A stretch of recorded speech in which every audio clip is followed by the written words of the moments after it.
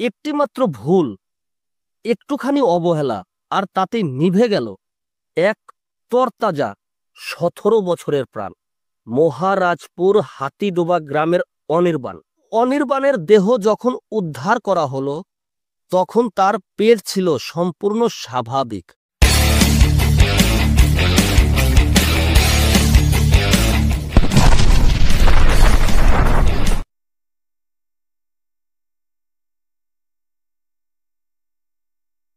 নমস্কার বন্ধুরা, আজকে আমি আপনাদেরকে একটি সত্য ঘটনা ঘটে যাওয়া একটি মর্মান্তিক, হৃদয় বিদারক ঘটনা আপনাদেরকে শেয়ার করব।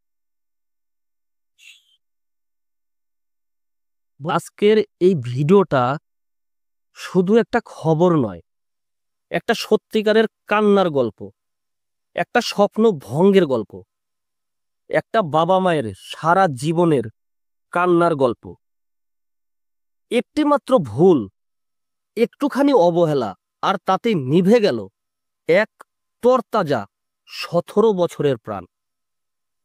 দক্ষিণ দিনাজপুর জেলার গঙ্গারামপুর থানার মহারাজপুর হাতিডোবা গ্রামের অনির্বাণ, যে সবে মাত্র 2025 সালে মাধ্যমিক পরীক্ষা দিয়েছে। অনির্বাণ স্বপ্ন দেখেছিল মা বাবার মুখে হাসি ফোটাবে, মা বাবার অভাবের সংসার, অক্লান্ত পরিশ্রম, তার পাশে দাঁড়াবে অনির্বাণ।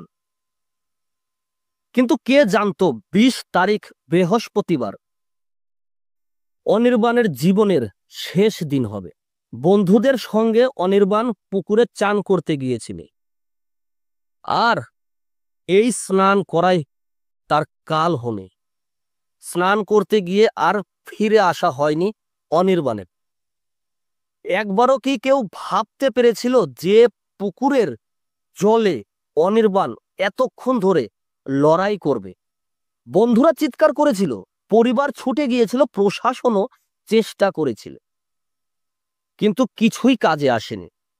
20 তারিখ দুপুর আনুমানিক 1টার সময় পুকুরের জলে ডুবে যায়, আর 22 তারিখ দুপুর 2:56 প্রশাসনের গঙ্গারামপুর থানার অক্লান্ত পরিশ্রমে অনির্বাণের নিথর দেহ প্রায় 50 ঘন্টা পর উঠে এলো জলের নিচ থেকে।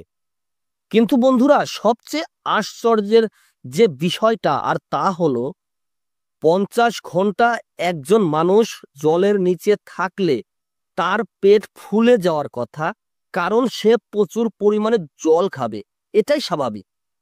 কিন্তু অনির্বাণের দেহ যখন উদ্ধার করা হলো তখন তার পেট ছিল সম্পূর্ণ স্বাভাবিক। 2025 সালে দাঁড়িয়ে আমরা এমন একটা ঘটনা দেখলাম যা বিজ্ঞান দিয়ে কখনোই ব্যাখ্যা করা সম্ভব নয়, ব্যাখ্যা করা যায় না। বন্ধুরা, এটাকে আমরা অলৌকিক ঘটনা বলবো নাকি প্রকৃতির কোনো রহস্য বলবো? আমরা উত্তর জানি না, জানে না হাতিডোবা গ্রামের লোকজনও। তবে স্থানীয় লোকজনদের বক্তব্য অনুযায়ী এর আগেও ওই পুকুরে এইরকম ঘটনার ইতিহাস রয়েছে বলে জানা যায়। বন্ধুরা, আমরা কি এই ঘটনার পর কিছু শিখতে পেরেছি? নিজেদের ভুলগুলো কি আমরা বুঝতে পেরেছি? আমাদের কি একবারের জন্য মনে হবে না আমাদের সন্তানদের দিকে একটু বেশি খেয়াল রাখা দরকার? প্রতিটি বাবা মায়ের কাছে আমার করজোরে অনুরোধ, আপনার সন্তান কোথায় যাচ্ছে, কার সঙ্গে যাচ্ছে, কি করতে যাচ্ছে, একটিবার আপনি জেনে নিন। জেনে বুঝে তারপরেই আপনার সন্তানকে সম্মতি দিন। এই সমাজে প্রতিদিন কত অনির্বাণ অকালে ঝরে যাচ্ছে, তারপরেও কি আমরা শুধু চোখের জল ফেলেই বসে থাকব? একটু সচেতন হলেই হয়তো এই ঘটনা এড়ানো যেত, একজন বাবা মায়ের সারা জীবনের কান্না বন্ধ করা যেত।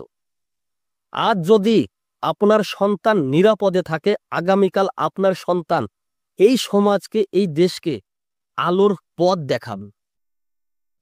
আমি তোমাদের দীপক, আমি কোনো প্রতিবাদ করছি না এই ঘটনার জন্য। তবে আমি সতর্ক করছি, আমরা একটু সতর্ক থাকলেই আমাদের সন্তানদেরকে নিরাপদ রাখতে পারি। দেখুন, কোনো মৃত্যুই কখনো কেউ কামনা করে না। সবার অগোচরেই, সবার অজান্তেই ঘটে যায় যে কোনো মৃত্যু। তবে আমি বলবো, সতর্ক থাকার দরকার, সাবধানতা অবলম্বন করা দরকার।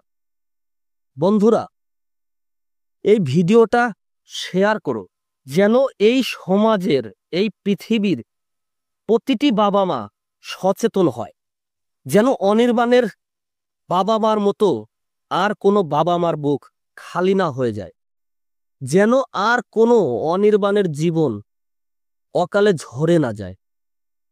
আমাদের একটু সচেতনতা পারে একটা জীবনকে বাঁচাতে।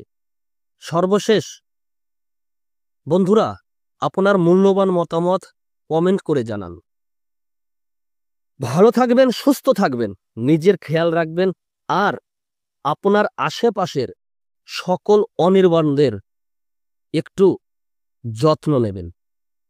নমস্কার।